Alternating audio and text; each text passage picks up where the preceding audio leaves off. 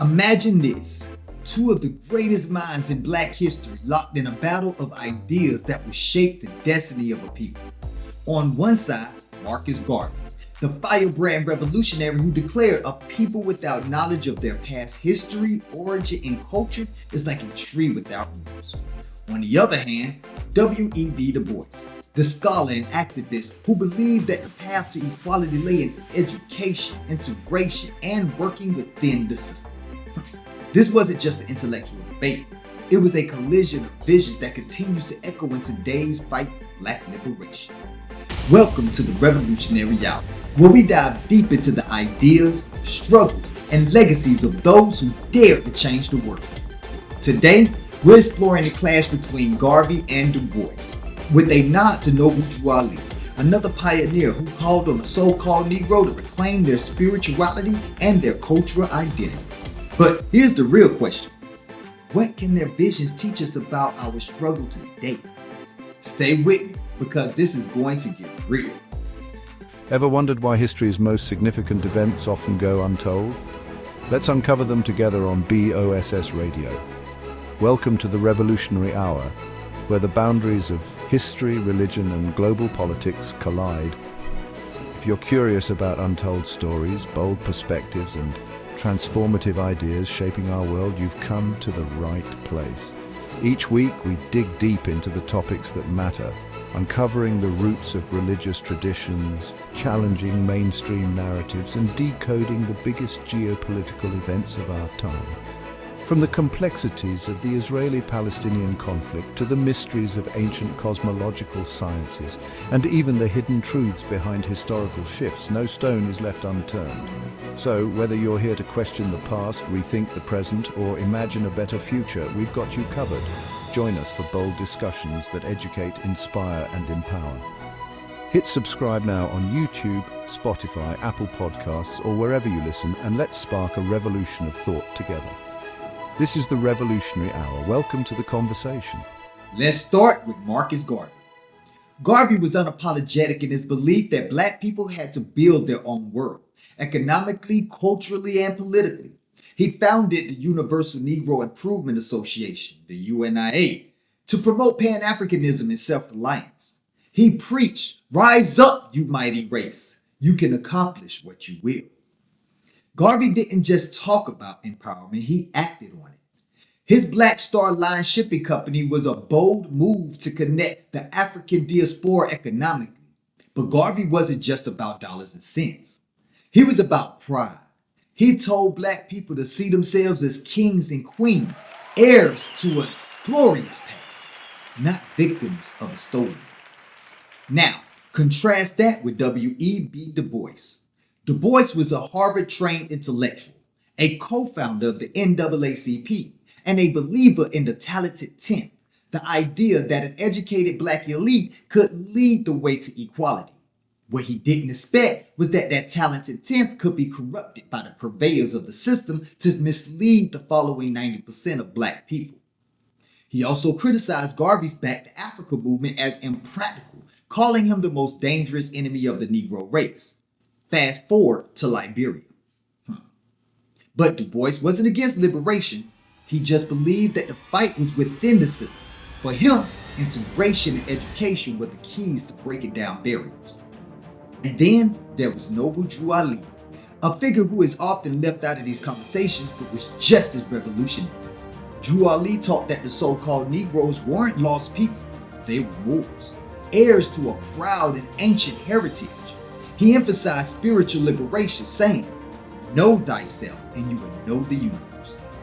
Drew Ali's Moor Science Temple of America challenged the very labels used to define Black people. Like Garvey, he called for pride, but his approach was rooted in spiritual identity. Here's the thing. All three men were fighting the same battle against systemic oppression and internalized inferiority, but their strategies were radically different. Now, let's bring it to today. Think about the racial wealth gap. Garvey's call for economic independence still hits home. Black-owned businesses are on the rise, but systemic barriers persist, from discriminatory lending practices to gentrification. And Du Bois? His belief in education and leadership still resonates. But what happens when even educated Black professionals face glass ceilings and microaggressions in corporate America? Then there's identity. Drew Ali's teachings on reclaiming heritage feel more relevant than ever. Movements like Afrocentrism and the exploration of ancestral spirituality are helping people reconnect with their roots, challenging centuries of erasure. The parallels are clear. Whether it's Garvey's economic empowerment, Du Bois' integrationist vision, or Drew Ali's spiritual awakening, the fight for liberation continues. The tools of oppression may have evolved, but the battle remains the same. So, what do we take from this clash of vision? Garvey, Du Bois, and Drew Ali didn't agree on everything. Hell, they disagreed on a lot. But together, their ideas form a blueprint for liberation. They remind us that this fight isn't just about tearing down systems, it's about building something better.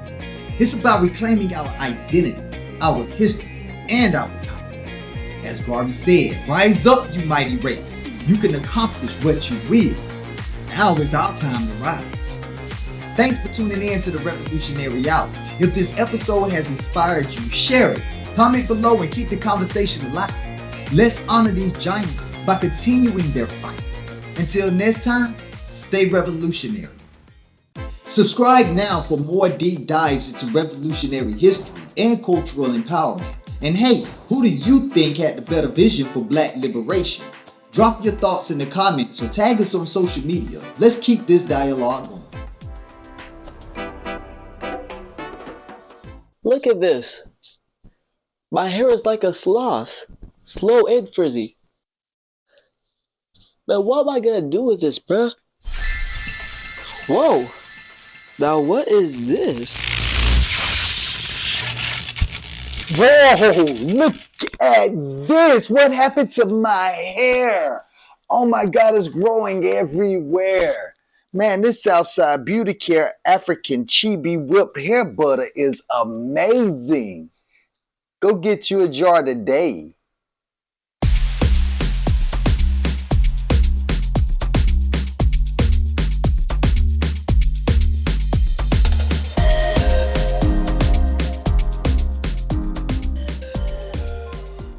Ready to feel the vibes? It's time to unwind, uplift your spirit, and dive deep into the soul of reggae.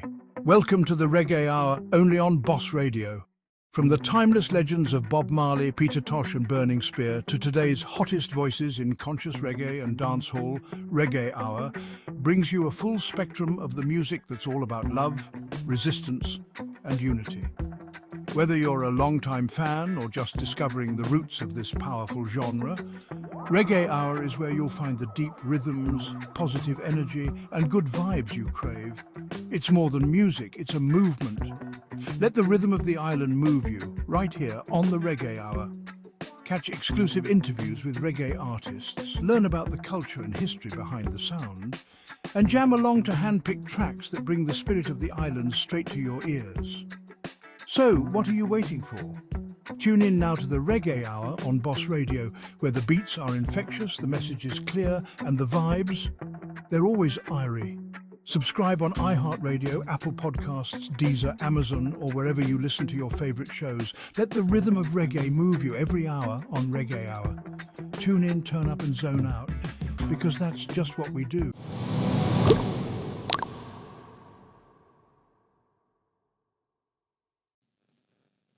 Welcome back to Revolutionary Hour, the podcast where we dive into the darkest corners of power and somehow found a punchline in Diddy's punch bowl. Today, we're serving up a scandal sandwich. One slice Abercrombie, one slice Diddy, and a whole lot of spicy baby oil in the middle.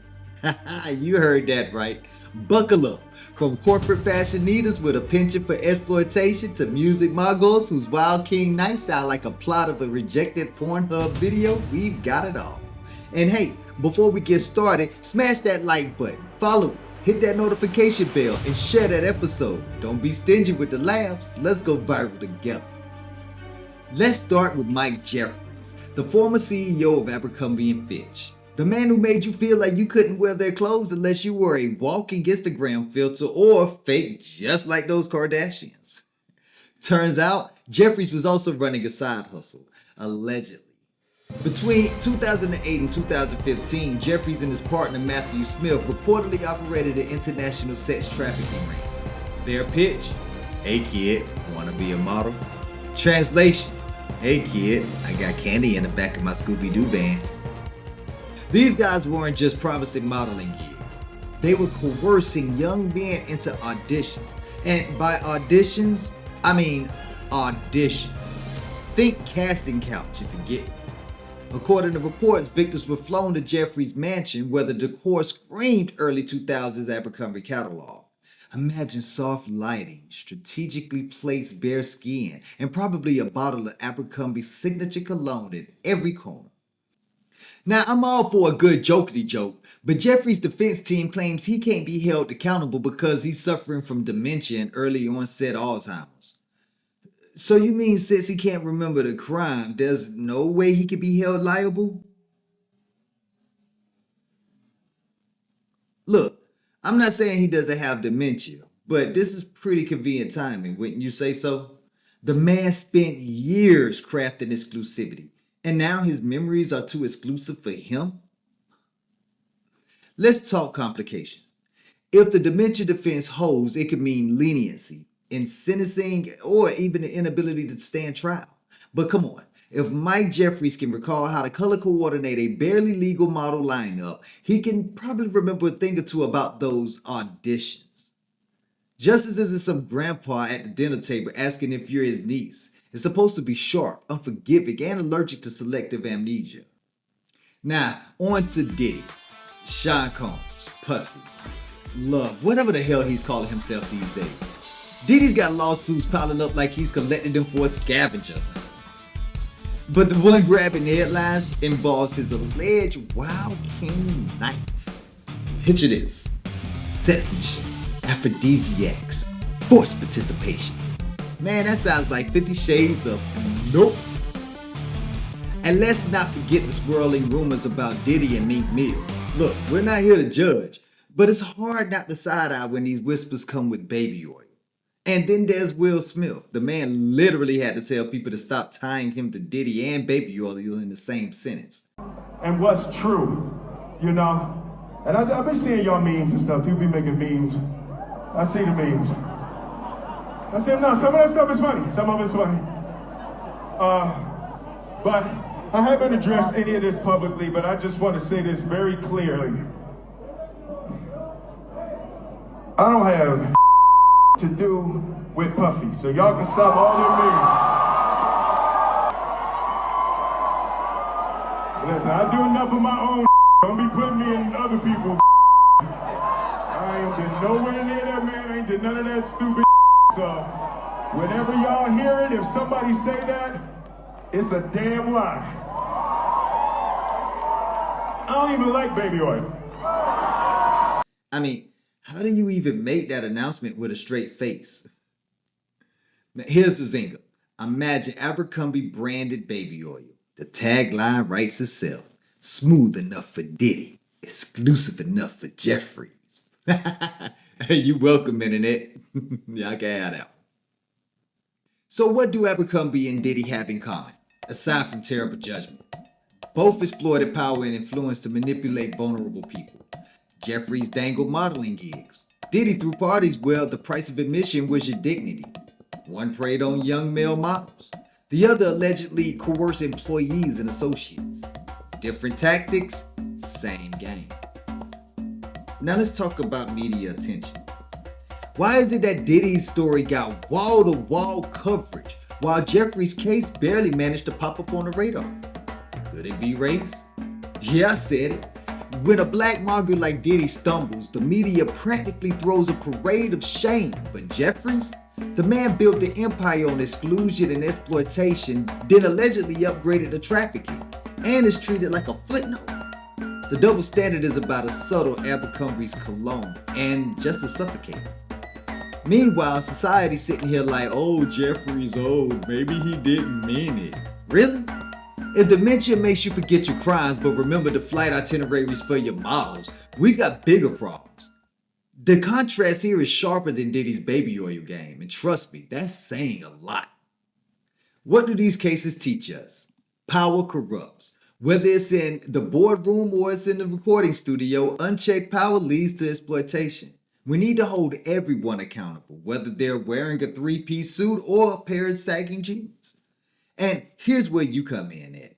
Like this episode, follow us, share it with your family and friends, and hit that notification bell so you don't miss our next takedown of corporate America and celebrity culture. Together, we can keep the spotlight where it belongs, on the people abusing their power. And let's not forget, this is exactly why Luigi Mangione is seen as a hero. Because he was busy helping my son with his trombone lessons at my house in Corpus Christi, Texas on December 4th, 2024. True story. Now, go forth, spread the word, and remember, never trust anyone who wears Abercrombie cargo shorts to a baby oil party. Good night.